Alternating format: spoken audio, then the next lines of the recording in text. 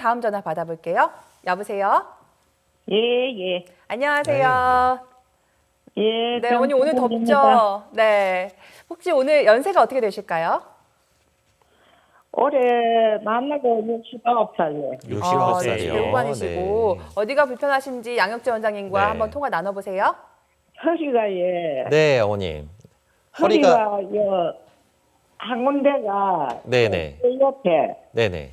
한 군데가 아프고 시큰거리고, 시큰거리고요. 네네네. 예, 그리고, 전에는 그리 안 심하고 그랬는데, 네. 한 3일 전에부터 되게 심하고, 예. 3일 전부터요. 허벅 3주에, 3주 전부터요. 네. 예, 허리가 그러니까 그런지, 여기 허벅지 밑으로, 네. 이리가 저 땡기고, 예. 땡기고, 예. 무릎도 관절이 오래되어가지고, 네. 되게 안 좋은 상태고 아프고, 예. 아유, 다리도 많이 휘었나요, 어머님?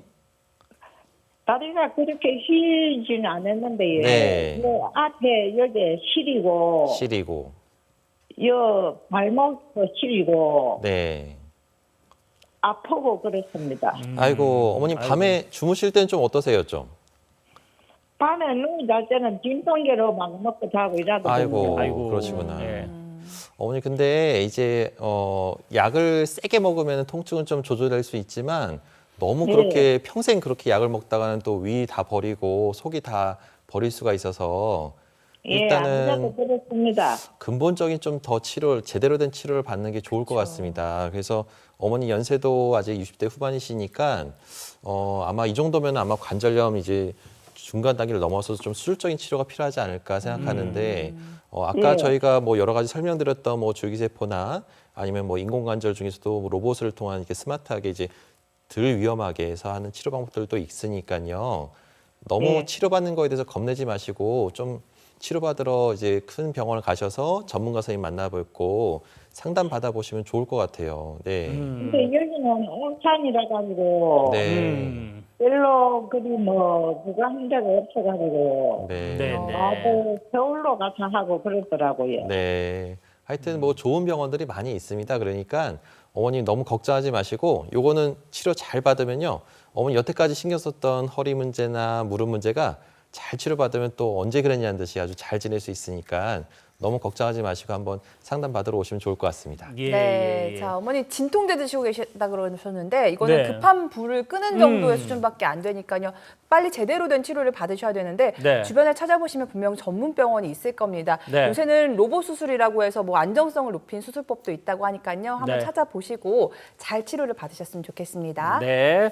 자, 지금 이렇게 많은 분들이 이제 고민을 하고 계시고 특히나 지금 보면 초기 단계인데 여기에 좀 대응을 잘 못하고 계시는 이런 분들도 지금 꽤 있는 것 같아요. 네. 자, 그래서 1단계, 2단계 같은 경우는 뭐 물리치료라든지 주사치료라든지 이런 부분도 아까 좀 말씀을 해주셨는데 네. 자, 그러면 우리 그 주사치료는 어떤 것들이 있는지 좀 알아볼까요, 원장님? 네, 맞습니다. 이게 생각보다 큰 병원 가면 무조건 수술해야 되는 거 아니야라고 걱정하시는 분들 많은데요. 실제로는 그렇지 않습니다.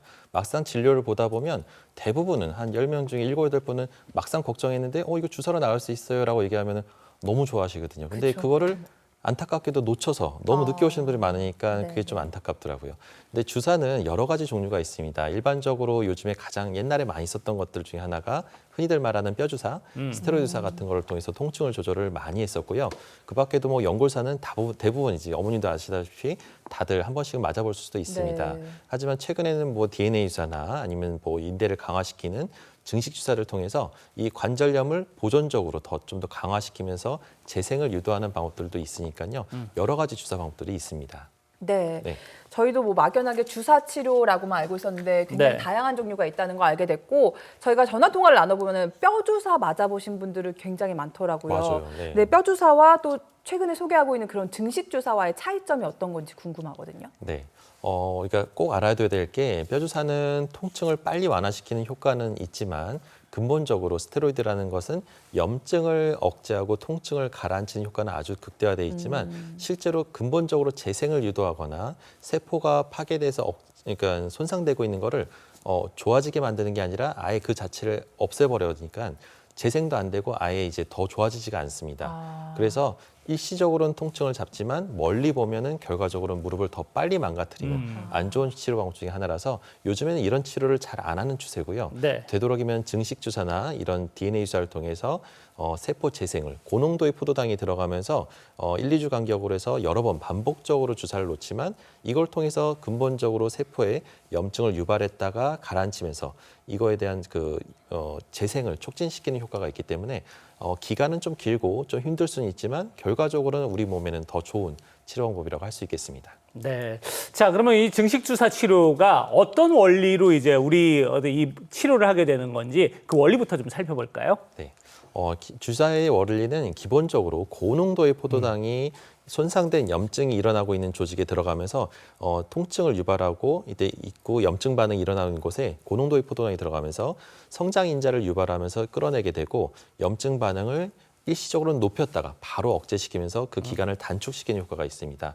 그래서 일시적으로는 주사 맞고 좀 뻐근하고 통증이 일시적으로 생길 수가 있는데 결과적으로는 그것도 이 마취제인 리도케인을 좀 추가하면서 그 통증을 억제하고 주사의 효과를 더 높일 수 있는 방법 중에 하나입니다. 네. 이어서 이 증식 주사의 특징이라면 어떤 것들을 꼽을 수 있을까요? 아무래도 이 증식 주사는 주사를 맞고 일상생활이 바로 가능합니다. 그래서 어깨든 무릎이든 그다음에 허리든 어느 관절이든 치료가 가능하고요. 문제는 이제 우리가 그냥 막 놓는 게 아니라 검사를 통해서 어디가 뭐 때문에 아픈지, 인대의 문제인지, 관절의 문제인지 아니면은 어떤 또 근육의 문제인지를 정확하게 알고 놓으면 훨씬 더 치료 효과를 극대화할 수 있습니다. 그래서 정확한 검사를 해보는 거 가장 중요하고요. 손상된 조직에 근본적으로 재생을 유도하기 때문에 이거는 맞으면 맞을수록 더 좋은 결과를 볼 수가 있고 절개 없이 주사하기 때문에 10분에서 15분 안에 그다음 아주 간단한 주사 치료를 통해서 좋아지게 할 수가 있습니다. 네. 일단 뭐 시간적으로도 그렇고 방법적으로도 그렇고 환자 입장에서는 좀 간편하게 접근할 수 있어서 더 좋은 것 같은데 네. 자, 그러면 이제 이렇게 증식 주사 치료를 통해서 또 좋아진 분들 또 어떤 분들이 있는지 그 케이스들 우리가 살펴보면 좋을 것 같거든요. 네. 자, 먼저 63세 남성분 케이스가 준비되어 있는데 이분 사례부터 좀 살펴보죠. 이 남자분 같은 경우는 다른 병원에서 MRI를 찍고 오셨는데 등산을 하다가 내려올 때 갑자기 뚝 하는 소리가 아이고. 들리면서 갑자기 못 걷고 붓고 아파서 쩔뚝거려서 병원에 근처 병원을 갔더니 이건 무조건 수술해야 됩니다. 네. 수술 안 하면 당장 절름발이가 됩니다라는 식으로 겁을 먹고 오셨어요. 그래서 진짜 이거 수술해야 되는지 물어보셨는데 일단은 상황을 보니까 연골판이 좀 심하게 찢어졌는데 다행히도 이게 아주 심한 완전한 파열이 아니라 부분 파열이라서 주사 치료가 가능할 것 같아서 한번 주사를 권했습니다. 그래서 주사를 한 5회 정도 시행을 했고 다행히도 이게 이 치료 과정이 정확하게 잘 돼서 이분 같은 경우는 이 찢어졌던 연골판이 더 진행되질 않고 이 환자분한테 또 잘 얘기해서 또 생활 습관에서 또 주의해야 될 점들을 이런 점들을 잘 말씀드렸더니 환자분이 그런 것들을 철저하게 잘 지켜주다 보니까 주사 맞고 결과도 너무 좋으셔서 현재로서는 연골판도 어느 정도 섬유화된 조직으로 잘 아물어서 다시 또 가볍게 운동도 하시면서 잘 치료 결과가 좋으셨던 분 중에 한 분으로 기억됩니다. 네. 네. 수술해야 되는 줄 알았는데 네. 주사 치료로 맞습니다. 되면 너무 감사한 일인데 네. 다음 사례 하나 더 보도록 하겠습니다. 네. 70대 여성분이시네요. 네.